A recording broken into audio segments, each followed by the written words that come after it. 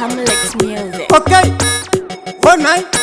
Mr. Kili Kili, Ndini night, Hamlex. Let them nondi talk tea. Pano paka finya mabaktoda chiki.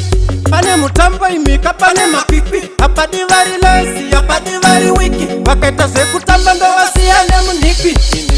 Mirira maeseo mangoma acho ndakutoma rongedza mushow pane anospona here anyone else tipasirane ngoma sebhora kuita ngecheusi ini ndinozimiririra maeseo mangoma acho ndakutoma rongedza mushow pane anospona here anyone else tipasirane ngoma sebhora kuita ngecheusi yapinda fainau wanditambira tifiti mukombe ndichashafa ungeriu madiriti mafanzi wabva wanditi chimboenda pamiti ngoma dzangu idzi vari kudzida zvekuti ingori tichitaka ndimhanya kunge bhaka 90 minutes ini ndichitoataka ndapinda mugemu vamwe vakutondimaka vakuita godo vakuda kuumba daka ndirimo mutopu 10 ndiri pagani meni ndaita action ndakunzi captain tarisa tachina kochi wandipa masaini musandisiya kozi yandina kumira fine mukandirekedzera ndorite matoiri hopo tumaskiri turimo mandiri mafanzika oti takumisa kilikili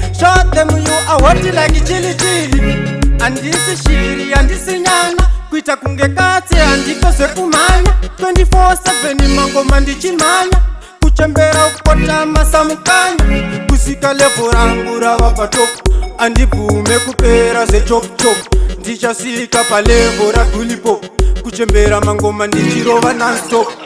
ini ndinozimiririra maeseo mangoma acho ndakutoma rongedza mushow pane anospona here anyone else tipasirane ngoma sebhora kuita ngecheusi ini ndinozimiririra maeseo mangoma acho ndakutoma rongedza mushow pane anospona here anyone else tipasirane ngoma sebhora kuita ngecheusi ndinoshura kuita kunge nyoka yendara inini takuti ndiri mutara pandinosvika vamwe vacharova bara handiti vaimbondisaiza kudhara ichafamba mbiri kusvika kumiri ndaita madhiri pamwe nemaskiri ngoma dzangu dzovatapirira setsigiri vane godo zovavava kunge uriri ini ndinozimiririra maeseo mangoma acho ndakutoma rongedza mushow pane anospona here anyone else tipasirane ngoma sebhora kuita ngecheusi ini ndinozimiririra maeseo mangoma acho ndakutoma rongedza mushow pane anospona here anyone else